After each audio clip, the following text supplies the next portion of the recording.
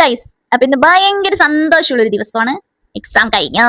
അത് മാത്രോ അല്ല, പിന്നെ അതായത് നമ്മുടെ കാവശ്ശേരി പൂരം മാർച്ച് 31 തീയതി ചൊവ്വാഴ്ചയാണ്. അപ്പൊ ഇന്നലെ പൂരത്തിന് കൂറ ഇട്ടിട്ടുണ്ട് കേട്ടോ.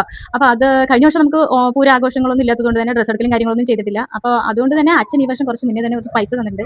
അച്ഛനെ കാണാൻ കിട്ടിയില്ല പറഞ്ഞാൽ അവിടെ പൂരത്തിന്റെ തിരക്കിലായിട്ട് അവർക്ക് പണിയൊക്കെയാണ്. പിന്നെ ഇവിടെ പൊന്നൂസിന് എക്സാം ഒക്കെ ആയിരുന്നു. ഇന്നലെയാണ് എക്സാം കംപ്ലീറ്റ് കഴിഞ്ഞത്. അതുകൊണ്ട് ഇവിടെ അങ്ങോട്ട് പോയിട്ടുമില്ല കണ്ടിട്ടുമില്ല. അപ്പൊ ഒരു കുറച്ച് പൈസ അയച്ചു വിട്ടിട്ടുണ്ട് അച്ഛൻ. അപ്പൊ അതുമായിട്ട് നമ്മൾ ഷോപ്പിംഗ് പോകുന്നത്. ആ സന്തോഷമാണ് പൊന്നൂസിന്റെ മൊത്തത്തിൽ കണ്ടുപിടിക്കും. ഷോപ്പിംഗ്. അങ്ങനെ ഉച്ചയൂണും കഴിഞ്ഞ് ഞാനും പൊന്നൂസും അവിടെ നിന്ന് ഇറങ്ങി. നട്ടുച്ച വെയിലൊന്നും ഞങ്ങളെ ബാധിച്ചിട്ടേ ഇല്ല. നേരെ ഞങ്ങൾ ആലത്തൂർ വിട്ടു. കാരണം കാവശ്ശേരി പൂരത്തോടനുബന്ധിച്ചിട്ട് ആലത്തൂർ ഷോപ്പുകളിലൊക്കെ ധാരാളം സെലക്ഷൻ ഉണ്ടാവും.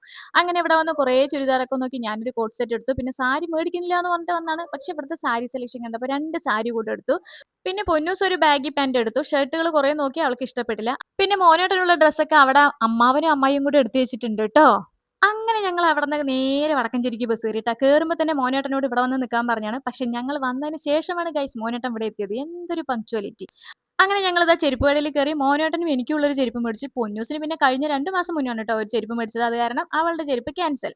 അങ്ങനെ നമ്മുടെ കയ്യിലുണ്ടായിരുന്ന സഞ്ചികൾ മൊത്തം മോനേട്ടന്റെ കയ്യിൽ ഏൽപ്പിച്ചിട്ടേ മോനേട്ടൻ നമ്മളെ വീട്ടിലേക്ക് പാക്ക് ചെയ്ത് വിട്ടു കേട്ടോ. അതിനുശേഷം എന്താ നമ്മൾ എപ്പോഴും വരാറുള്ള വടക്കഞ്ചേരിയിലെ ശ്രേയാസ് ബ്യൂട്ടി പാർലറിൽ വന്നു. ഞാനും പൊന്നൂസും ഒന്ന് ത്രെഡ് ചെയ്തു കേട്ടോ. അങ്ങനെ കുറച്ച് സമയം അവിടെ വിശേഷങ്ങളൊക്കെ പറഞ്ഞു നിന്ന് അവിടെ നിന്ന് നേരെ ഇറങ്ങി ഫാൻസി ഷോപ്പിൽ വന്നു കേട്ടോ. ഇതിനിടയിൽ ഞാൻ പൊന്നൂസിന്റെ മുഖത്ത് നോക്കിയപ്പോഴേ പൊന്നൂസിന് വന്ന ഒരു ഉത്സാഹം ഉന്മേഷം ഒന്നും ഉണ്ടായിരുന്നില്ല കേട്ടോ. എങ്ങനെയെങ്കിലും ഒന്ന് വീട്ടിലെത്തിയാൽ മതി എന്നുള്ളൊരു അവസ്ഥയായി. അപ്പോഴേ സമയം ഒരു 7:15 ആയിട്ടുണ്ടാവും കേട്ടോ. ഞാനും പൊന്നൂസും അവിടെ നിന്ന് ബസ് കയറി ഞങ്ങൾ നേരെ വീട്ടിൽ വന്നു. ഇവിടെ എത്തുമ്പോഴത്തേക്കും നമ്മുടെ കാവശ്ശേരി പൂരത്തിനോടനുബന്ധിച്ചുള്ള കഴനി ദേശത്തിന്റെ സാമ്പിൾ വെടിക്കിട്ടുണ്ടായിരുന്നു. ഓടിപ്പോയി നിന്ന് അതെല്ലാം കണ്ടു. പിന്നെ വന്നിട്ട് ഇതാ കുറച്ച് ലൈം ജ്യൂസ് അടിച്ചു. ഞങ്ങൾ 3 പേരും കൂടെ കുടിച്ചു.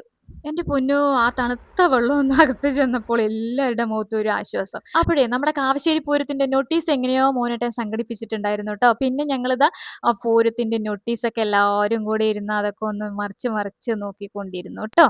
അപ്പൊ ഡേറ്റ് മറക്കണ്ട, മാർച്ച് 31. അപ്പം ഇന്ന് ഇത്രയേ ഉള്ളൂ.